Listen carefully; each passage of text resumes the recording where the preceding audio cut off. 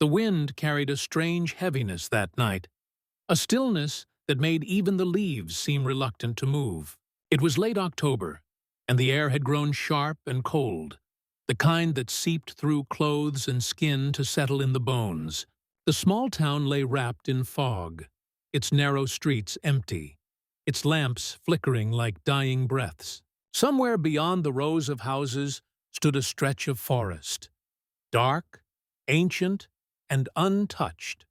The locals spoke of strange lights among those trees, whispers that came from nowhere, and shadows that followed too closely. Most dismissed them as autumn tales told by drunks and dreamers, yet as night fell that evening, even the bravest found themselves bolting their doors. The wind howled low through the branches, carrying with it a sound that almost resembled a sigh. It was as if the earth itself was exhaling, weary of keeping its secrets buried. Something had begun to stir beneath the stillness, something that had waited far too long.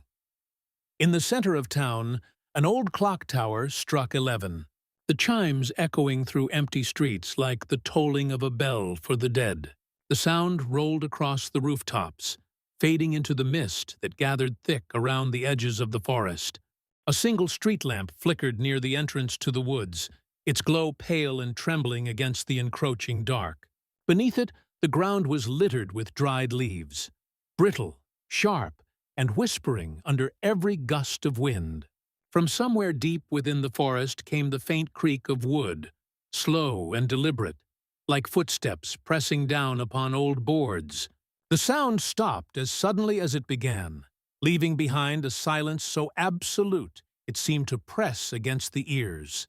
Then a faint rustle followed, not of an animal, but something larger, moving carefully, deliberately. The shadows shifted, the mist curling inward as though drawn toward an unseen presence. At the edge of the woods stood an abandoned farmhouse, its roof half collapsed, its windows gaping like open wounds. No one remembered who had built it, or when it was last occupied, but stories lingered like smoke in the air.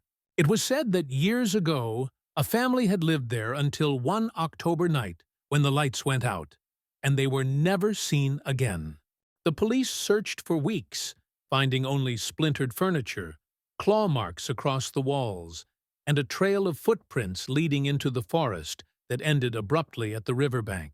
Since then, no one had dared to enter the house after dusk. Tonight, however, the front door hung slightly ajar, swaying gently as the wind pushed and pulled, its hinges groaning in protest. The faint glow of the street lamp reached just far enough to illuminate the doorway, casting a long, thin shadow across the threshold. Inside, the air was thick with rot and dust, every surface coated with years of silence. The floorboards creaked faintly under the weight of time, as though the house itself remembered every step that had ever passed through its halls. A single chair sat overturned near the fireplace, and the remnants of burnt logs lay blackened and cold. Cobwebs swayed from the ceiling like hanging shrouds, glistening faintly whenever the wind forced its way through the broken windows. In one corner stood a cracked mirror, its surface clouded with grime, but if one looked close enough, faint shapes seemed to flicker within it, movements that didn't match the room. The walls bore deep scratches, long and uneven, carved into the wood with a force that spoke of desperation. And yet, beneath the decay, there lingered the faint scent of something sweet, something terribly out of place, as though the house was trying to mask the stench of something far worse. Outside, the fog thickened, swallowing the last traces of moonlight. The forest beyond the house began to stir again, branches swaying without wind, leaves rustling as though unseen hands brushed past them. From the direction of the river came the low sound of something dragging across the ground, slow, wet, and heavy. The air turned colder still, each breath forming faint plumes that vanished too quickly. Somewhere in the distance, an owl screamed, its cry cut short by a sound like snapping twigs. The silence that followed was suffocating, thick and heavy enough to feel. The door of the old farmhouse creaked wider, as though inviting something inside, and the air within seemed to shift. A faint vibration, a pulse, like the heartbeat of something old, awakening from sleep. The candles that had long since melted away into hardened wax seemed to twitch, their wicks black, but glimmering faintly in the dark. The clock tower struck midnight, and the echo shivered through the fog. Somewhere inside the house, the mirror cracked, a thin fracture running down its length with a sound like breaking bone. Dust rained from the rafters, and the air began to hum with an almost electric tension. The walls groaned, and the scratches seemed to deepen on their own, splinters of wood falling like ash to the floor.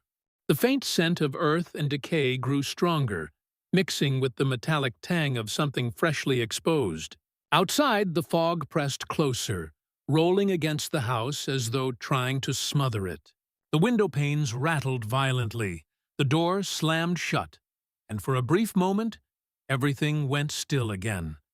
An impossible stillness that felt more like the breath held between two heartbeats. Then came a low, distant sound. Not quite a scream, but not entirely human either. By morning, the fog had lifted, leaving the town bathed in pale gray light. The street lamp by the forest still flickered, though its glass was cracked and smeared with mud. The door of the farmhouse stood open once more, swaying lazily in the gentle breeze. Inside, the dust had been disturbed, and new footprints marked the floor, deep, uneven, and leading from the doorway to the cracked mirror. The fracture down its center had widened overnight, and behind the glass, faint shapes could be seen moving, slow and deliberate, as though trapped in another world, just out of reach. The scent of decay still lingered, sharper now, fresher, and on the floor near the fireplace lay something small, a fragment of bone, half buried in the dust, clean and white against the dark wood. The townsfolk avoided that part of the forest for weeks, pretending not to see the faint light that sometimes flickered from within the farmhouse at night. But those who couldn't resist curiosity claimed that the light wasn't a candle or a lantern. It moved like it was breathing, pulsing faintly with a rhythm too steady, too alive. Some nights, they swore they heard footsteps echoing down the road toward town, stopping just outside their doors before fading into silence.